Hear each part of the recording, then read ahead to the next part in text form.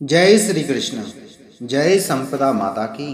नमस्कार दोस्तों, आज मैं आपको होली के बाद सुनी जाने वाली संपदा माता की कहानी सुना रहा हूँ। एक नल राजा था, उसकी रानी का नाम दमयंती था। एक दिन उनके महल में एक बुढ़िया आई जो संपदा माता का डोरा बांट रही थी और कहानी सुना रही थी। बुढ़िया के आसपास बहुत भीड़ हो रही थी, सब औरतें डोरा ले रही थीं। रानी ने महल के ऊपर से देखा और दासी से कहा कि नीचे देखकर आओ, यहाँ भीड़ क्यों हो रही है। दासी वहां जाकर देखती है और वापस आकर रानी दमयंती को बताती है कि एक बुढ़िया संपदा माता का डोरा बांट रही है। बुढ़िया बता रही थी कि यह डोरा कच्चे सूत की 16 तार की 16 गांठ देकर हल्दी में रंग कर पूजा करके 16 नए जौ के आके हाथ में लेकर संपदा माता की कहानी सुनकर गले में बांधने से धन और लक्ष्मी घर में आती है। तब रानी ने भी डोरे की पूजा करके अपने हार में बांध लिया। जब राजा बाहर से आया और डोरा देखकर बोला कि रानी, आज हार में क्या बांध रखा है? तो रानी बोली कि संपदा माता का डोरा बांध रखा है, इससे धन लक्ष्मी बढ़ती है। तो राजा बोला कि अपने पास तो बहुत धन है, और यह कहकर राजा ने डोरा फेंक दिया। उसी दिन रात को सपने में संपदा माता बोली कि राजा, मैं तुम्हारे घर से जा रही हूँ। तो राजा ने पूछा कि तुम कौन हो? तो माता बोली कि मैं संपदा हूँ, इसलिए जा रही हूँ। अब तेरा धन कोयला हो जाएगा। सुबह उठकर जब राजा ने देखा तो सारा धन कोयला हो गया। यह देखकर राजा ने अपनी रानी से कहा कि रानी, हम यहाँ पर एक ब्राह्मण की लड़की को छोड़ देंगे जो रोज यहाँ पर दीपक जला देगी, पानी भरेगी, घर में झाड़ू करेगी और घर में बैठी रहेगी, और हम दूसरे गांव में जाकर रहेंगे। जब वह तालाब पर पहुंचे तो राजा ने वहां पर 2 तीतर रानी को लाकर दिए और कहा, तू इन्हें भून कर रख ले, मैं अभी नहाकर आता हूँ। रानी ने तीतर भून लिए। जब दोनों खाने बैठे तो तीतर उड़ गए। इसके बाद राजा अपनी रानी के साथ बहन के घर पहुंचे। बहन ने उन्हें पुराने घर में ठहरा दिया।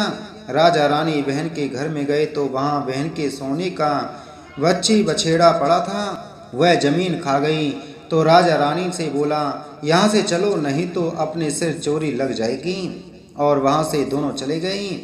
वहां से राजा अपने मित्र के घर गया तो उसने उन्हें पुराने महल में ठहरा दिया।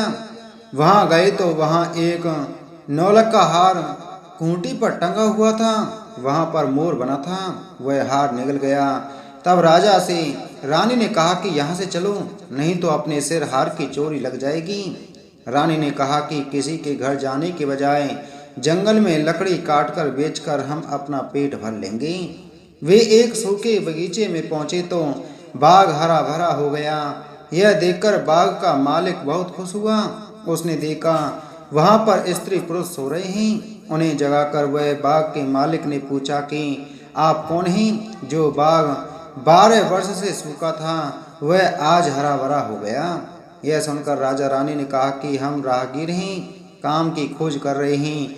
यह सुनकर बाग के मालिक ने उन्हें वहां पर नौकरी दे दी। बाग की मालिन ने रानी से कहा कि तुम सिर्फ फूल की माला बाजार में बेचकर आया करो।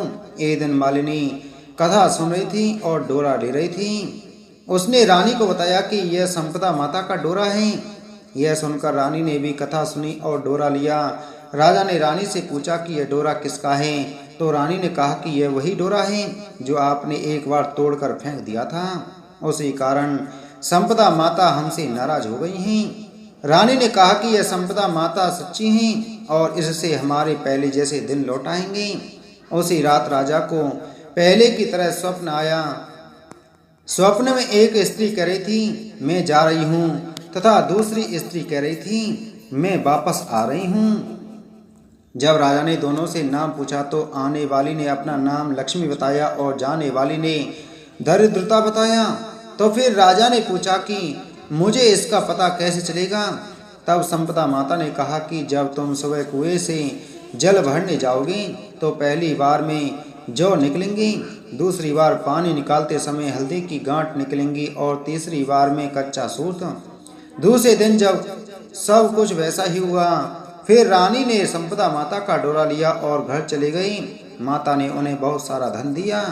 फिर राजा ने बाग के माली से कहा कि अब हमारे 12 वर्ष पूरे हो चुके हैं और अच्छे दिन आ रहे हैं, इसलिए अब हम अपने घर जा रहे हैं। तब माली ने भी उन्हें बहुत दिन धन दिया और विदा किया। वहाँ से राजा रानी सीधे अपने दोस्त के घर पहुँचे। राजा के दोस्त ने भी अब उन्हें नई महल में ठहराया। फिर राजा ने कहा कि जहाँ हम पहले रुके थे हमें वहीं रुकना है। पुराने महल में वहाँ जाकर देखा कि जो हार पहले मोर ने निगल लिया था वह हार खूंटी पर ही टंगा हुआ था। अब राजा को विश्वास हुआ कि उसका कलंक उतर गया है। उसके बाद वहाँ पर गए जहाँ पर धरती ने बच्चे को निगल लिया था, वह बच्चे भी वही थी। यह देखकर राजा ने रानी से कहा कि अब हमारे अच्छे दिन आ गए हैं। वहाँ से विदा होकर राजा रानी सरोवर के किनारे पहुँचे तो दोनों तीतर पड़े हैं। वे समझ गए थे कि यह तीतर वही हैं जो उड़ गए थे। वहाँ से राजा रानी अपने महल की तरफ गई और देखा कि जो दरवाज़ा टेढ़ा हो गया था वह भी ठीक हो गया है। सोने की झाड़ी आ गई है, दातन हरी हो गई है और जिस ब्राह्मण की बेटी को दीपक जलाने के लिए छोड़ कर गए थे अब उसे उन्होंने धर्म की बेटी बना लिया और बहुत सारा धन देकर उसका विवाह भी करवा दिया। इसके बाद रानी ने संपदा माता का उज्जमन भी किया, 16 ब्राह्मणियों को भोजन करवाया और उन्हें 16 तरीके का दान दिया।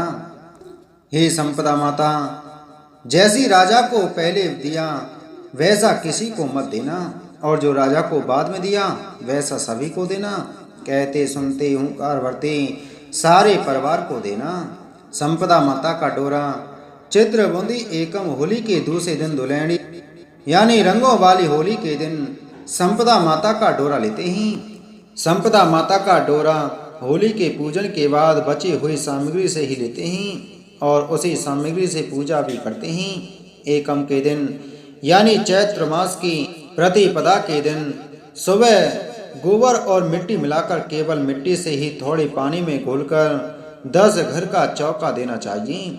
उसके बाद होली की पूजा की कुकड़ी से 17 या 19 तार की लंबी सी लच्छी बनाना चाहिए। उसके बाद पैर के अंगूठे और हाथ की सहायता से उस लच्छे में छोटी छोटी गांठ लगा लें।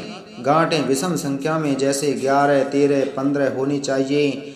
सास का डोरा 19 गांठ वाला तथा बहू का डोरा उससे कम 17 या 15 गांठों वाला और उसे छोटी बहू का डोरा उससे भी कम 13 या 11 गांठों का होना चाहिए। जितनी गांठें लगाएं उतने ही जौ के दाने प्रत्येक डोरी के पार रखें। जिनके पुत्र का विवाह नहीं हुआ हो उन्हें 7 गांठ की तागड़ी बनानी चाहिए। गांठ नहीं लगाई फिर उन दोनों को पानी में घिसी हुई हल्दी से रंग लेना चाहिए। उनकी पूजा चावल व मूंग से करना चाहिए और जल का छींटा देकर डोरे का स्नान कराना चाहिए। उसके बाद कंकु का छींटा दें और 10 घर में 10 टीकी लगाएं। होली की पूजा के से बचे हुए चावल मूंग से जमाएं। मेहंदी लच्छा चढ़ा दे और जल का छींटा देकर जल पिला दे। जितने तार का डोरा लिया है उतने ही आके हाथ में लेकर कहानी कहे या सुने। इस तरह संपदा माता का डोरा लिया जाता है और कहानी सुनी जाती है। संपदा माता की पूजा करने से संपदा माता घर में संपदा की कभी कमी नहीं होने देती और सभी दुख तकलीफों को दूर कर देती हैं। बोलो संपदा माता की जय।